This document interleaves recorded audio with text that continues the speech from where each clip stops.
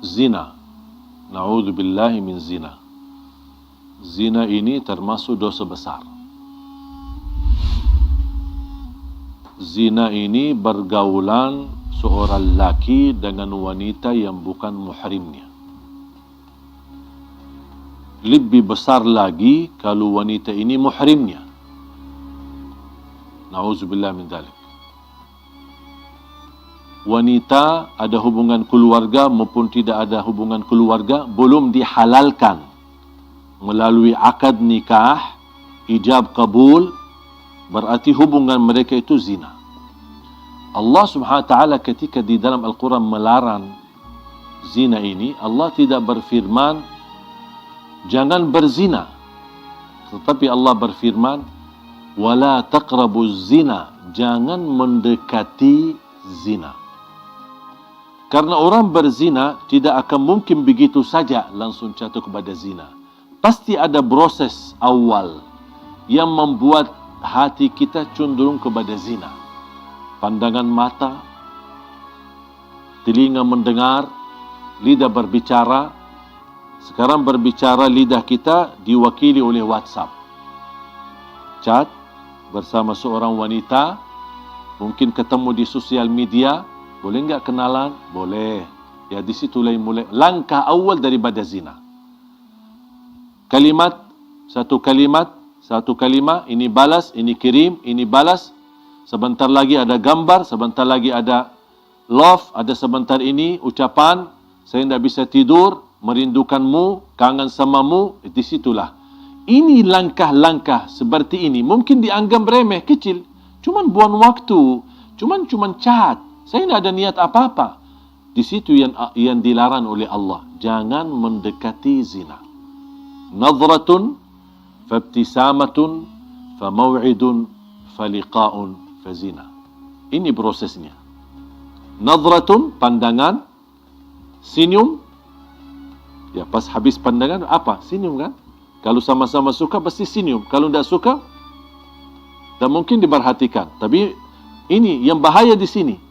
Wal ainu tazni wa zinaha an-nadhar, sebagaimana bersabda Rasulullah, pandangan mata berzina.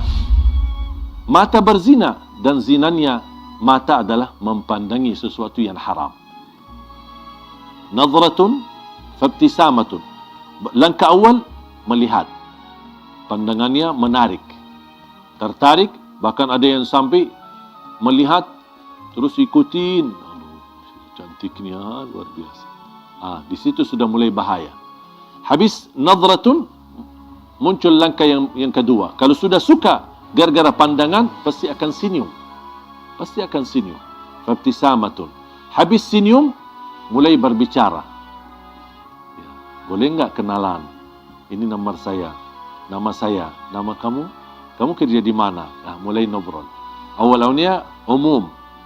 Sedikit demi sedikit, kalau sudah akraban, baru kita. Awal-awalnya katanya ta'aruf. Ini sekarang istilah yang beredar di kalangan akhwat atau kalangan wanita yang salihah. Katanya ta'aruf. Ya sama, ta'aruf dan pacaran sama. Habis sudah setelah senyum dan berbicara panjang lebar, mulai ada janji. Boleh enggak kita makan di luar? Mulai ada janji. Ayo kita jalan-jalan ke pantai malam minggu, kita ke mall, kemana, ada janji. Habis janji, faliqa, pertemuan. Kalau sudah bertemuan, pasti akan na'udzubillah.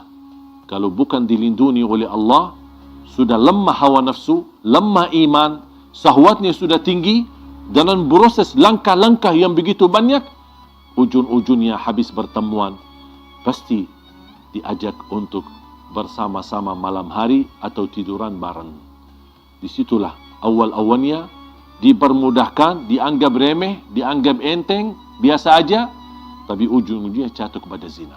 Ketika sudah terlanjur berzina, baru mereka dua-duanya sadar dan mereka tidak mau tanggung jawab dan saling meninggalkan. Apalagi kalau terjadi kehamilan, langsung mereka melarikan diri dan tidak ada yang mau tanggung jawab. Hei wanita, jagalah kehormatanmu, karena kemuliaanmu di sisi Allah tergantung menjaga kehormatan. Wahai laki-laki, bertakwalah kepada Allah Subhanahu wa taala. Jangan mempengaruhi wanita untuk jatuh cinta, tapi Anda tidak serius terhadap cintaan itu untuk dijaganya dan untuk dipelihara dan untuk dijadikan mendapatkan ridha Allah Subhanahu wa taala. Mudah-mudahan kita semua dilindungi oleh Allah dari perbuatan zina, dari langkah-langkah awalnya sampai ke ujungnya jatuh kepada zina. Semoga kita dijegah diri kita dari perbuatan dosa besar zina.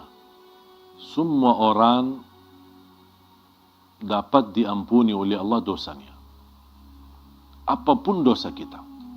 Dosa zina, dosa riba, dosa sihir, sering bolak-balik ke tukang dukun, semua apapun perilaku kita.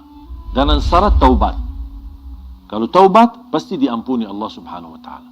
Tapi ada satu orang yang tidak akan diampuni oleh Allah Subhanahu wa taala.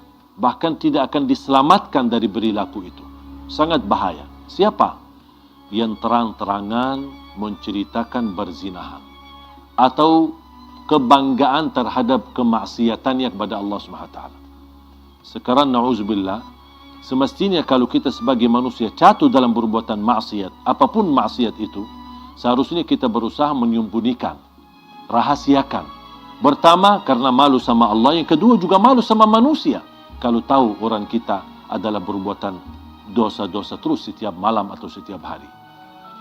Tetapi ada orang yang melanggar dan dia membuka hijab sifat malu. Dan tidak ada rasa malu sama sekali. Tidak ada rasa malu sama Allah dan tidak ada rasa malu sama manusia. Dan dia terang-terangan menunjukkan kebanggaannya terhadap perilaku dosa dan maksiatnya. Apalagi kalau perilaku itu tergantung dengan orang lain. Misal dia laki-laki, dia sudah berhasil mempengaruhi seorang wanita sambil berzina. Mungkin dia bisa mengambil fotonya, bisa dia pernah shot videonya, kemudian dia sharekan kepada teman-temannya, aku sudah berhasil menggauli dia. Aku berhasil berhubungan dengan dia dengan cara yang haram. Dia merasa bangga, aku sudah berhasil dapat menjatuhkan 10 wanita. Ada yang merasa bangga, saya bisa lebih banyak daripada kamu. Dan ini sebenarnya, hal ini bukan lucu, tapi justru mendatangkan kemurkaan Allah untuk Anda. Bisa menghadirkan azab yang tidak dapat di sisi Allah ampunan dosa itu. Rasulullah SAW bersabda, Kullu ibnu Adam mu'afa illa al-mujahirun.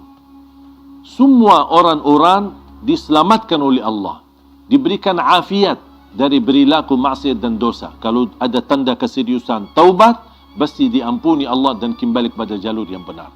Kecuali kata Rasulullah, illal mujahirun, orang-orang yang suka membuka aib dosanya, menceritakan kepada orang lain, bahkan dia shot kepada sosial media terhadap perilaku maksiat dan dosa sehari-harinya.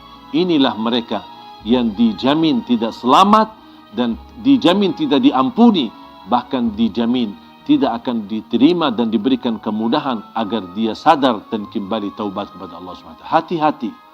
Apalagi kalau beredarkan beritanya, menyebarkan berita tergantung menyakiti orang lain. Itu sangat bahaya. Dan sebagaimana kita berusaha membuka aib orang lain, ingat akan Allah Subhanahu wa taala buka aib diri kita walaupun kita sembunyi di dalam rumah kita sendiri. Wallahu ta'ala.